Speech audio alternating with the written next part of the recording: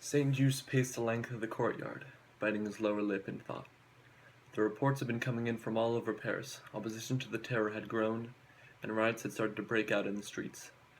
Don't these people know, he thought, they're only oppressing themselves? The liberty they crave, we can give to them. He remembered the brave words of the honorable man who had given him so much.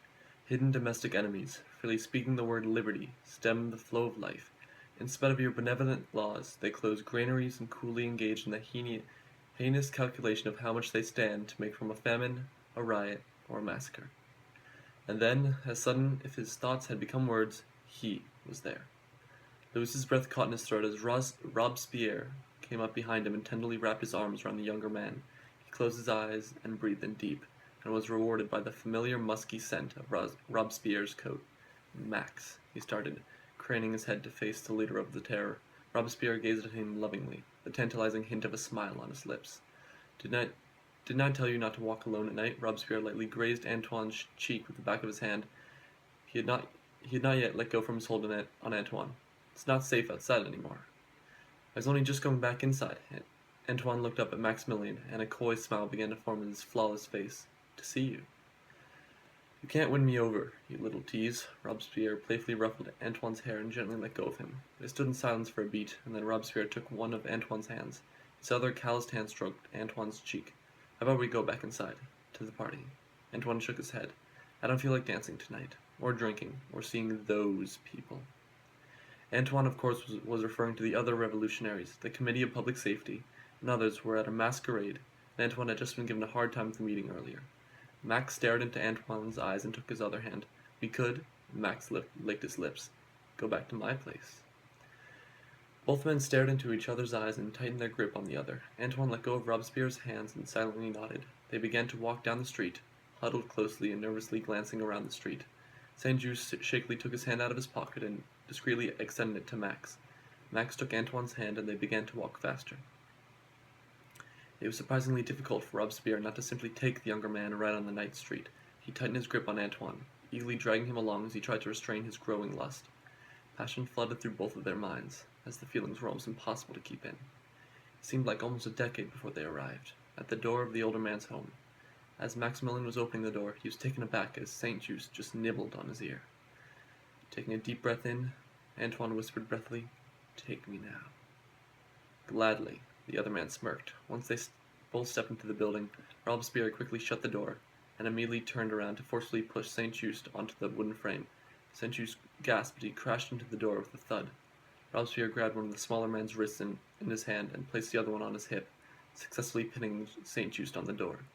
A light shade of pink appeared on the younger man's normally pale face as he struggled in Robespierre's strong grasp. You asked me to take you, didn't you? Robespierre chuckled as he watched his colleague blush with embarrassment. He knew how much his lover hated being unable to move, yet it turned Robespierre on so much. I did, but St. Just was cut short as the older man placed his lips on the other's. St. Just had expected to be rough and messy, but it was a surprisingly chaste peck. Robespierre found it much amusing when the smaller man was unable to respond to his kiss. Oh, does my Antoine want it dirty? Robespierre grinned slyly. Before St. Just even had time to respond, he felt the other's sinful mouth attach itself to its throat. A mew came out of St. Just's lips, as Robespierre grazed his teeth along his neck, brushing against his most sensitive spots. The older man then drove his thigh in between the legs of his lover, which made the younger man feel like he needed to crawl up the wall with need. Antoine tightened his grip on the door frame. Robespierre, seeing Antoine's white knuckles, began to unbutton the younger man's shirt. Why are we so tense today, Robespierre began to gently kiss Antoine's now exposed collarbone. How about we take off your jacket? Antoine silently dropped his jacket to the floor and looked Robespierre dead in the eye. Robespierre threw his jacket onto the rack, staring back at Antoine. He gently picked up Antoine's hand and began to walk him down the corridor to a room at the end of the hallway. When they reached the door, Robespierre put his finger on St. Just's lips, and his gaze lingered on Antoine's perfectly purse. Robespierre leaned forward and pressed his lips against St. Just's lips and brought himself closer to Antoine. Removing his face from Antoine's, he whispered into Antoine's ear, "Come in." And with that, he opened the door to his glorious bedroom. As they backed into Robespierre's room, Robespierre continued unbuttoning Antoine's shirt, at times slipping his hand into his shirt. Antoine had just begun to unbutton the older man's shirt when all of a sudden Maximilian tore off his shirt. I couldn't wait. Max smiled slyly. I pulled his own shirt off over his head. Began to run his fingertips lightly over Antoine's chest. You really should learn the art of patience, the younger man teased as he pulled away from Max's kiss and jumped away onto the bed. Max quickly pounced onto the bed and pinned Antoine down. What is the point of patience? Max delicately plucked a goose feather from his lover's hair. When I can get what I want now. Antoine shyly ran his hands down Maximilian's chest and bit his lip.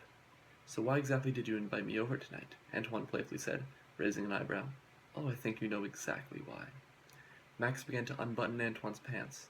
Antoine, giggling, backed up towards the frame of the bed. Now where do you think you're going? Max pulled Antoine's pants and threw them to the side. The older man's own pants slid off as he moved towards St. Just. Nowhere. St. Just just smiled and moved forward to kiss Robespierre.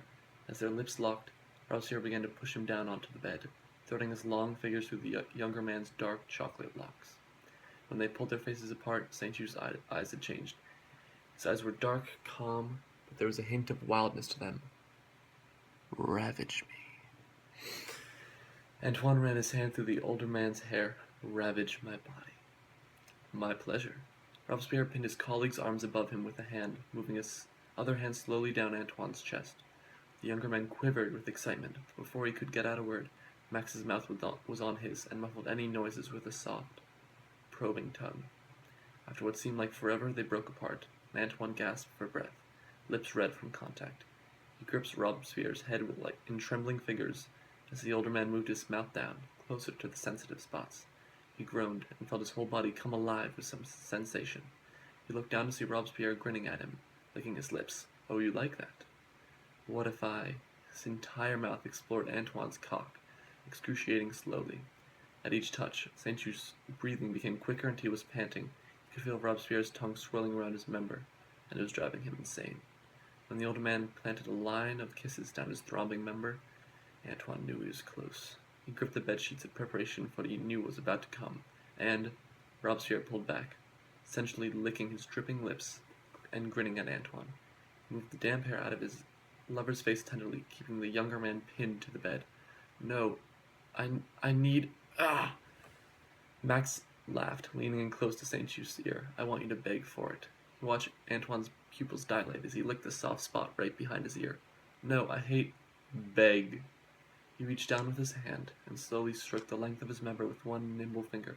I want it. Max. I need it.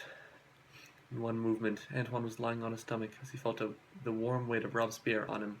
The latter gently took a hold of Antoine's hair and thrust his hips forward, drawing a cry from the younger man that was a mixture of pleasure and pain.